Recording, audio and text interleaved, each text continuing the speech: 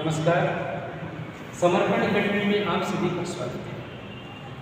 आज 26 जनवरी 2025 को हम लोग 76वां गणतंत्र दिवस मना रहे हैं और आप सभी लोगों को गणतंत्र दिवस की हार्दिक शुभकामनाएं।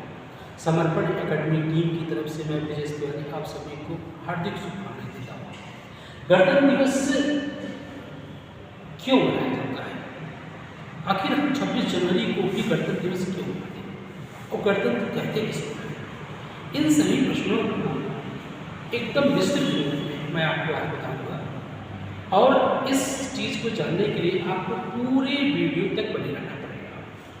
अगर आप पूरा वीडियो नहीं देखेंगे तो इसमें ऐतिहासिक साक्ष्य, प्रमाण और हमारे गणतंत्र की जितनी मूलभूत भावनाएँ हैं और हमारा देश आज़ाद हुआ, संविधान बना, इन सब चीज़ों के बारे में आपको एक संक्षिप्त वीडियो में प्राप्त करेंगे। इसलिए आपको पूरी वीडियो देखनी पड़ेगी। जब पूरा वीडियो आप देख लेंगे तो आपको लगेगा कि इस वीडियो में काफ़ी जानकारियाँ छुपी हुई हैं और उन जानकारियों को बहुत सारी परीक्षाओं में और बहुत सारे जानकारी के लिए आपको ज्ञान प्राप्त होगा। ठीक है, सबसे पहले मैं ये बताना चाहूँगा गणतंत्र कहते किसको हैं। देखिए, गण मतलब होता है समूह, इकाइयों का समूह। गणतंत्र इकाइयों के समूह से बने हुए तंत्र, इकाइयों से बने हुए तंत्र को हम क्या कहते हैं? गणतंत्र कहते हैं। गणतंत्र की जो अवधारणा थी ये प्राचीन काल में ही दिखाई पड़ती है। 6वीं शताब्दी BC में भी बहुत सारे भारत में गणतंत्र थे। आपने लिच्छवी का नाम सुना, लिच्छवी गणतंत्र था, मल्ल गणतंत्र था। मतलब आप देखिए, जब 16 महाजनपद थे उन महाजनपदों में ये गणतंत्र भी थे। तो ये गण क्या थे? कई समूह, कई छोटे छोटे इकाइयों में से मिलकर एक गण के रूप में बने हुए थे। तो आज जो गणतंत्र की भावना है ये कहता है India is the union of state, जो संविधान का पहला अनुच्छेद कहता है India is the union of state. तो गणतंत्र की भावना यहाँ से आती है कि भारत क्या है? राज्यों का संघ है। भारत राज्यों का संघ है तो मतलब ये क्या है? गणतंत्र है। अब रही बात गणतंत्र की अवधारणा, गणतंत्र की अवधारणा हम लोग फ्रांस से लिए हैं। दूसरी बात, हम लोग 26 जनवरी को ही गणतंत्र क्यों मनाते हैं? मैं आपको एक कहानी बताता हूँ कि 1928 में पंडित जवाहरलाल नेहरू और सुभाष चंद्र बोस ने जब ये कहा कि हमको पूर्ण स्वराज चाहिए, तो महात्मा गांधी और लोगों ने कहा कि नहीं, पूर्ण स्वराज अभी नहीं मांगेंगे हम डोमिनियन स्टेट मांगेंगे, स्वराज, स्वशासन। लेकिन ये लोग अपनी बात पर टिके रहे और ये समय आया दिसंबर 1929 लाहौर अधिवेशन में, जब पंडित जवाहरलाल नेहरू की अध्यक्षता में लाहौर अधिवेशन किया गया। उन्होंने पूर्ण स्वराज का लक्ष्य रखा और 26 जनवरी 1930 को भारत में पहली बार स्वतंत्रता दिवस मनाया गया। उस स्वतंत्रता दिवस की तिथि क्या थी? 26 जनवरी 1930। उस तिथि के महत्व को स्थापित करने के लिए, उसी तिथि को महत्व को स्थापित करने के लिए जब हमारा संविधान बन गया, उसको लागू किया गया 26 जनवरी 1950 को। वही तिथि 26 जनवरी को थी, इसलिए हम गणतंत्र भी 26 जनवरी 1930 को मनाते हैं, क्योंकि उसी दिन हमारा संविधान लागू हुआ था। ठीक है, अब बात करते हैं हम गणतंत्र क्यों बने, हम आज़ादी के पहले क्या थे। देखिए, मैं आपको साफ बता देता हूँ, भारत आप जानते हैं ब्रिटिश का गुलाम था। ब्रिटिश कंपनी एक व्यापारिक कंपनी के रूप में भारत आई, व्यापार कर रही थी। व्यापार करते करते विस्तार करना शुरू कर दिया और भारत में फूट डालो और राज्य करो की नीति के द्वारा भारत के सभी राज्यों को आपस में लड़ाना शुरू किया। आप सोचिए, 1600 ईस्वी में बनी ब्रिटिश ईस्ट इंडिया कंपनी धीरे धीरे भारत में व्यापार करते करते साम्राज्य विस्तार करना शुरू कर दिया। तो दक्षिण भारत से लेकर उत्तर भारत, मतलब बंगाल को हराया, मैसूर को हराया, मराठा को हराया, मतलब धीरे धीरे ऊपर लाहौर तक रणजीत सिंह को हराया, फिर राजपूताना को पूरे भारत पर कब्जा कर लिया। जब भारत को उन्होंने कब्जा कर लिया तो धीरे धीरे यहाँ पे क्या करें, ब्रिटिश कंपनी का शासन चलने लगा, अंग्रेजों के शासन। उस शासन के दौरान ब्रिटिश कंपनी ने कुछ एक्ट्स लाए, जैसे regulating act, British India act. Regulating act 1773 में आया, फिर ब्रिटिश इंडिया एक्ट आया, फिर चार्टर्ड एक्ट आया 1813 में, फिर 1835 में आया एक्ट, फिर 1858 में आया। 1858 के एक्ट के बाद जो भी एक्ट आए हैं उनमें विभागीय व्यवस्था 1861 में लागू कर दी गई। धीरे धीरे इन एक्टों से भारत में एक परिषदीय व्यवस्था, मंत्रालय व्यवस्था प्रारंभ हुई और 1892, 1909, 1919, 1935 और अंततः 1947।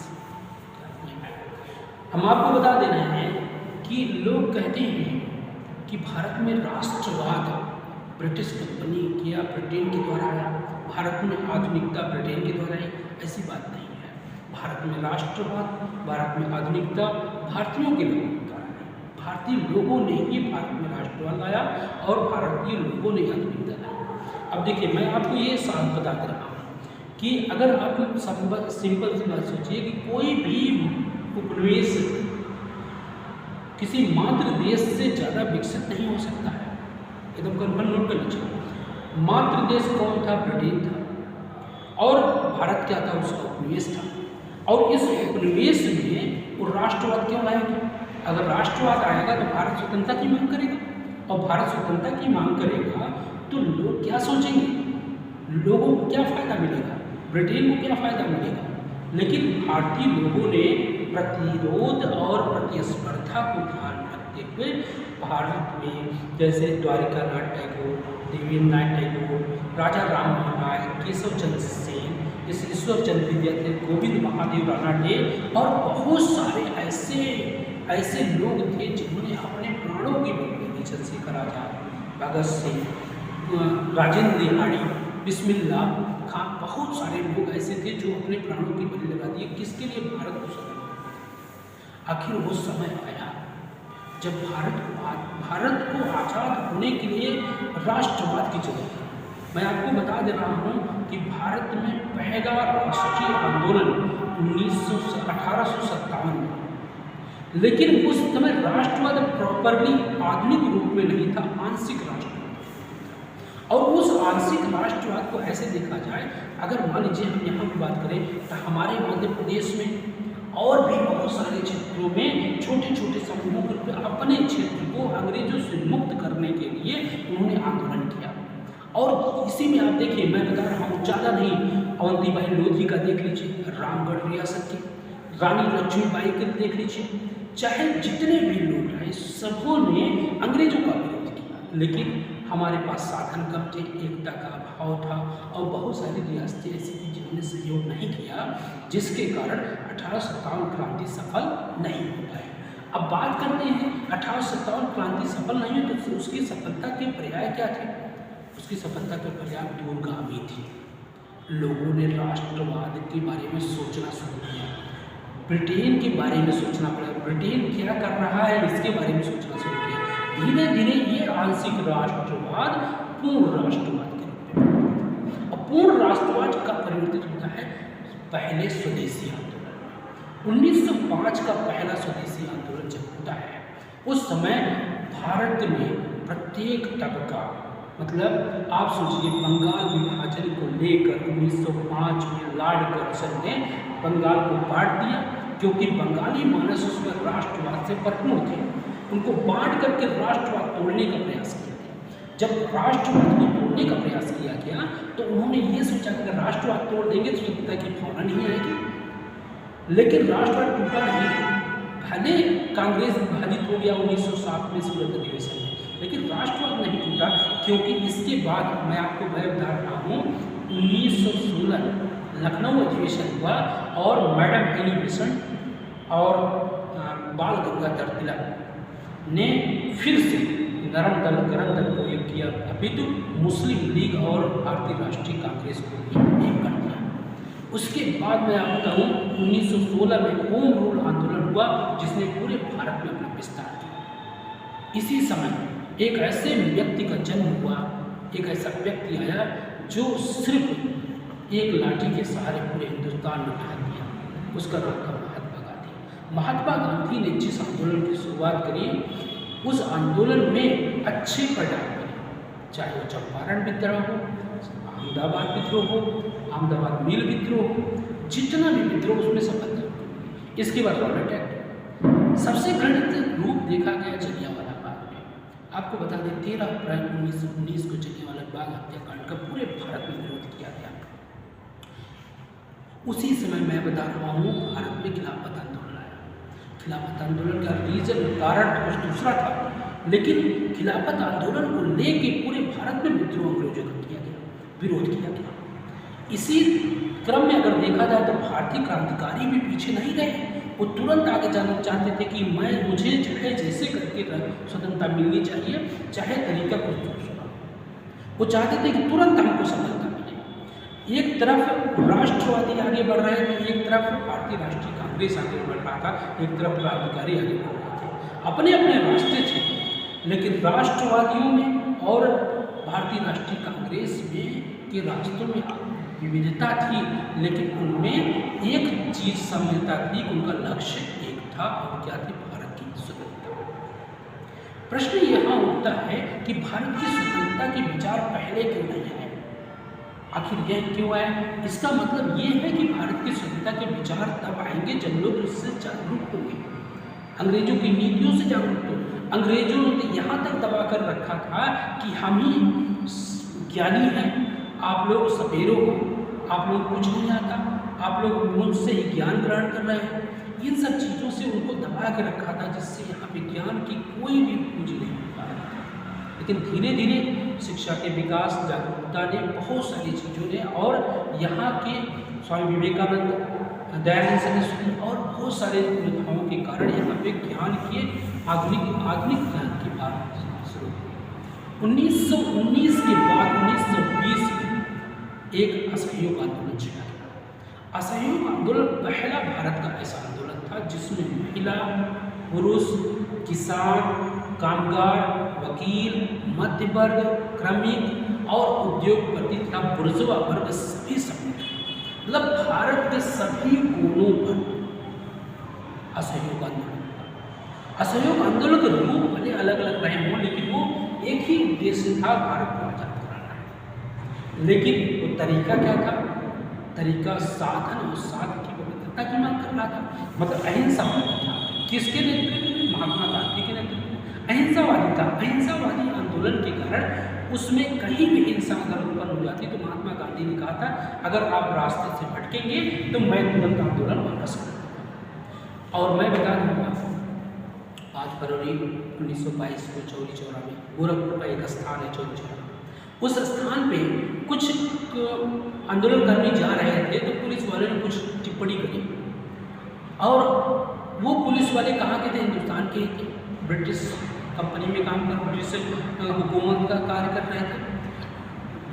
यह देख के कि हमारे देश का ही पुलिसकर्मी हम ही के ऊपर टिप्पणी कर रहा है, यही क्रोध उनके ऊपर आ गया। उन्होंने उस पूरे जेल में आग लगा दिया, और ये चौरी चौरा कांड के कारण 12 फरवरी 1922 को असहयोग आंदोलन।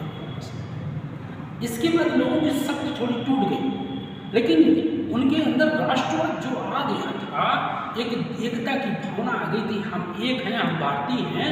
ये भावना जो आ रही थी वो नहीं टूटी थी कि हम भारतीय हैं, ब्रिटेन हमारे पर शासन कर रहा है, ये विदेशी है। देखिए राष्ट्रवाद, मैं आपको फिर से बताऊंगा, राष्ट्रवाद एक संक्षिप्त अवधारणा नहीं है, राष्ट्रवाद बहुत विशाल अवधारणा है। ये भावना से जुड़ती है। हम विदेश में भी हैं तो भी हमको लगेगा कि यार ये भारतीय है, वी आर इंडियन। ये जो भावना होती है हम भारतीय हैं, इसकी भावना ये हमको क्या करती है? राष्ट्रवाद बनाती है। राष्ट्रवाद की कोई सीमा नहीं होती, राज्य की सीमा होती है। देखिए 1922 के बाद और भी तरीके लोगों ने अपनाए, जैसे चंद्रशेखर आजाद ने क्रांतिकारी आंदोलन किया, भगत सिंह ने, सभी लोगों ने मिलकर क्रांतिकारी आंदोलन शुरू किया, लेकिन उसका बहुत व्यापक और दूरगामी परिणाम नहीं हुआ। परिणाम हुआ इसके बाद मैं आपको बता दूँ 1928 से पूर्ण स्वराज की मांग उठने लगी। और 1930 जाते जाते लोगों को लगने लगा कि एक और आंदोलन बड़ा होना चाहिए। तो उसी को ध्यान में रखते हुए 1930 में दांडी मार्च करके महात्मा गांधी ने 12 मार्च को 12 मार्च से 6 अप्रैल की यात्रा करके, दांडी की यात्रा करके 1930 में सविनय अवज्ञा आंदोलन शुरू किया। सविनय अवज्ञा आंदोलन बहुत व्यापक हुआ, असहयोग आंदोलन से ज़्यादा व्यापक हुआ। और सविनय अवज्ञा आंदोलन के प्रमुख प्रसारणकर्ता जेम्स मिलर कहता है कि ये ऐसा आंदोलन था जिसमें भारतीयों की दया दिख रही थी, करुणा दिख रही थी। सरोजनी नायडू जो है अहमदाबाद में आंदोलन कर रही हैं और मारा जा रहा है, सबको वैसे खड़े हुए हैं। शराब की दुकानों पे विदेशी वस्त्रों का बहिष्कार किया जा रहा है। मतलब हर जगह, चाहे वो चक्रवर्ती राजगोपालचारी दक्षिण भारत में, खुदाई खिदमतगार अब्दुल गफ्फार खान, सभी लोगों ने अपने अपने तरीके से आंदोलन को किया। इसके बाद इस आंदोलन, देखिए इन आंदोलनों से क्या हो रहा था, हम एक चरण आगे बढ़ रहे थे। इसी बीच में भारतीय लोगों को अपने लोगों के द्वारा किए गए शासन का अवसर मिला। 1935 के अधिनियम के बाद 1937 में चुनाव हुआ और 1937 चुनाव में भारतीय राष्ट्रीय कांग्रेस कई राज्यों में शासन चलाया। लेकिन मैं बता रहा हूँ, उसी समय 1939 में द्वितीय विश्व युद्ध प्रारंभ हो गया। द्वितीय विश्व युद्ध प्रारंभ होने के कारण ब्रिटिश ब्रिटेन ने भारतीय सैनिकों को द्वितीय विश्व युद्ध में झोंक दिया, जिसके कारण भारतीय राष्ट्रीय कांग्रेस ने सभी जगहों से अपने इस्तीफे दे दिए। ये दिख रहा था कि जहाँ जहाँ राज्यों में भारतीय राष्ट्रीय कांग्रेस ने शासन किया, वहाँ अपने लोगों का शासन पाके लोगों के मन में एक उत्साह, और यह उत्साह प्रत्येक तबके में दिखाई पड़ रहा था। समाज हो, गरीब हो, लेबर हो, मजदूर हो, सभी में दिखाई पड़ रहा था। लेकिन अब देखिए 1940 और 42 का घटनाक्रम आपको दिखाऊं मैं कि महात्मा गांधी वर्धा अधिवेशन, जुलाई 1942 के वर्धा अधिवेशन, महात्मा गांधी कहते हैं अगर भारतीय राष्ट्रीय कांग्रेस अगर आंदोलन नहीं चलाती तो मैं इस देश बालू से भारतीय राष्ट्रीय कांग्रेस से बड़ा आंदोलन शुरू कर सकता हूँ। 1942 के वर्धा अधिवेशन के बाद ग्वालियर टाइप मुंबई में 7, 8, 9 अगस्त को कॉन्फ्रेंस बुलाया गया भारतीय राष्ट्रीय कांग्रेस में। वहाँ पे महात्मा गांधी जब ऑफिस में बैठ के काम कर रहे थे, लाखों जनता बाहर में आंदोलन की मांग कर रही थी कि हमको स्वतंत्रता चाहिए, हमको स्वतंत्रता चाहिए। वो भावना जो उत्पन्न हो गई थी लोगों के अंदर कि हम अब स्वतंत्र होना चाहते हैं, इस ब्रिटिश की गुलामी अब नहीं रह पाएंगे, वो भावना राष्ट्रवाद को और मजबूत कर रही थी। इसी के साथ ही पहला, मतलब आप देख लीजिए 9 अगस्त को ऑपरेशन जीरो आवर के तहत, 9 अगस्त 1942 को ऑपरेशन जीरो आवर के तहत पूरे जितने नेता थे भारत के सभी को गिरफ्तार कर लिया गया और 1.5 लाख से ज़्यादा लोगों को गिरफ्तार किया गया। जनता पागल हो गई। उसने समझ लीजिए मैं 1.5 साल तक पूरे भारत से ब्रिटिश शासन का नाम निशान मिट गया था। बलिया में और बंगाल में कई जगह जातीय सरकारें बन गई थी, स्थानीय सरकारें बन गई थी। उन्होंने ब्रिटेन की सरकार को पूरी तरह त्याग दिया था। इसलिए यहाँ पे बनती है। उसी के बाद तुरंत 1946 में आते आते पूरी स्थिति बदल गई थी। अब भारत को हम क्या करेंगे, एक संविधान का बनाने का अवसर देंगे। और जुलाई 1946 में पहला अप्रत्यक्ष निर्वाचन होता है और 2 सितंबर 1946 को अस्थायी सरकार बनाई जाती है। और मैं आपको बता दूं 9 दिसंबर 1946 को पहली बैठक होती है। 11 तारीख को डॉक्टर राजेंद्र प्रसाद को संविधान सभा का अध्यक्ष बनाया जाता है। उस तारीख से लेकर 26 नवंबर 1949 तक संविधान सभा ने 2 वर्ष 11 माह 18 दिन का कार्य किया, जिसमें भारतीय संविधान का निर्माण हुआ। और इस संविधान में कई समितियां बनाई गई, झंडा समिति बनाएगी, संघ शक्ति समिति बनाएगी, बहुत सारी, उसमें एक प्रारूप समिति बनाएगी। प्रारूप समिति के अध्यक्ष डॉक्टर बी.आर. अम्बेडकर थे। उन्होंने 8 सदस्यों के साथ लेके 7 सदस्यों के साथ मिलकर प्रारूप निर्माण किया और उस प्रारूप को जो बनाया गया और उस पर हर प्रारूप में मतलब हर भाग पे 3 वाचन के पश्चात मैं आपको बता रहा हूँ, भारत का जो लिखित संविधान है ये पूरे विश्व का सबसे बड़ा लिखित संविधान है और सबसे बेहतरीन लिखित संविधान है। इस संविधान में न अधिक कठोरता है न अधिक लचीलापन है, जबकि मैं बता रहा हूँ अमेरिका का संविधान पहला लिखित संविधान है और वो इतना कठोर है कि अभी उसमें 21 संशोधन हुए हैं। भारत में 106 संशोधन हो चुके हैं। और आज भारत में मैं बता रहा हूँ 26 नवंबर 1949 तक को हम संविधान दिवस इसलिए मनाते हैं क्योंकि संविधान 26 नवंबर 1949 तक तैयार हो चुका था और उसके कुछ अनुच्छेद 26 नवंबर 1949 को लागू कर दिए गए। मैं बता रहा हूँ 26 जनवरी का इंतजार किया गया, ये कहा गया कि 26 जनवरी 1930 के स्वतंत्रता दिवस की भावना को हम आगे भी बनाए रखेंगे और उसी को 24 जनवरी 1950 को हमारा राष्ट्रीय ध्वज बनाया गया, हमारा राष्ट्रगान को स्वीकृति दी गई और 26 जनवरी 1950 को हमारा गणतंत्र दिवस लागू किया और हमारे देश के पहले राष्ट्रपति डॉक्टर राजेंद्र प्रसाद ने वहाँ पे अपने राष्ट्रीय ध्वज दिल्ली में फहराया। इस इतनी पूरी कहानी को जानने के बाद आपको ये लग रहा होगा इस गणतंत्र दिवस को पाने में, इस स्वतंत्रता को पाने में हमारे कितने लोग बलिदान दिए। इसलिए आप सभी से अनुरोध है कि अपने देश में, अपने भाव में, अपने गांव में, अपने समाज के लिए राष्ट्रवाद और प्रेम की भावना, देशभक्ति की भावना बनाए रखिए। आज के लिए हम लोग इतनी ही बात करेंगे और आप लोगों से अनुरोध है कि समर्पण अकेडमी की इस चैनल को लाइक करिएगा, सब्सक्राइब करिएगा। छतरपुर में और मध्य प्रदेश में हम पहली बार इस समर्पण अकेडमी के साथ मध्य प्रदेश BCS और वनडे एग्जाम की परीक्षाओं की तैयारी करने के लिए एक छोटा सा मंच प्रारंभ कर रहे हैं। अगर आपको ऐसा लगे कि हमको सफलता मिलेगी, हम लोग इस पर बात करेंगे, इस पर पूरी चर्चा करेंगे कि किस तरह से कौन सी परीक्षा निकाली जाती है। हमारे पास टीम है, हम लोग अच्छे से मेहनत करेंगे और हर चीज़ का एक संडे को टेस्ट लेंगे। उस टेस्ट के दौरान आपकी सारी कमियों को, डाउट्स को क्लियर किया जाएगा। इसलिए आप सभी लोग समर्पण अकेडमी में जरूर आएँ और प्रयास करें कि इस चैनल को लाइक करें, सब्सक्राइब करें। आज के लिए इतना ही। जय हिंद, जय भारत।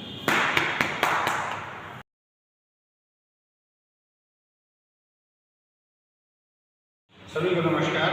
मैं हिमांशु दीक्षित, डायरेक्टर समर्पण अकेडमी। मैं आप लोगों को 76वें गणतंत्र दिवस की बहुत बहुत शुभकामनाएं देता हूं और एक विश्वास दिलाता हूं कि एक छतरपुर शहर में हमने एक छोटी सी पहल की है कि प्रयागराज की टीम के द्वारा यहाँ पर अच्छे निर्देशन में बच्चों को तैयारी कराई जाएगी, जिससे वो MPPSC और वनडे एग्ज़ाम की तैयारी कर सकें और वो आगे जाकर जो अपने अभाव के कारण इंदौर, भोपाल या प्रयागराज नहीं जा पाते, वो अपने शहर में रह के तैयारी करें और अपना भविष्य सुनहरा बनाएं। धन्यवाद। नमस्कार, मैं समर्पण अकेडमी की तरफ से आप सभी छात्रों का हार्दिक स्वागत करता हूं। समर्पण अकेडमी ये छतरपुर मध्य प्रदेश में स्थित एक छोटे से जिले में हमारी जो है पहली लॉन्चिंग है। हमारी सारी टीम प्रयागराज से है, जो कि प्रयागराज एक जैसा क्रांतिकारियों का गढ़ रहा है, वैसा ही ये शिक्षा के क्षेत्र में क्रांति लाने का गढ़ है। आज हम 76वें गणतंत्र दिवस पर आप सभी छात्रों को अपनी तरफ से हार्दिक बधाई देते हैं और साथ ही साथ आप लोगों को यह सूचित करना चाहते हैं कि हमारी सभी टीम आपका भविष्य उज्जवल करने के लिए अग्रसर है। हमारे साथ आए, हमारे साथ बैठकर अपने भविष्य को एक नई उचाई, एक नई ऊंचाई और एक नए उड़ान की तरफ प्रेरित करें। आप सभी की इसी शुभकामनाओं के साथ समर्पण अकेडमी आपके छात्रीय जीवन और छात्र जीवन के भविष्य को सफल करने के लिए, उज्जवल करने के लिए प्रेरित करती है। आप सभी का बहुत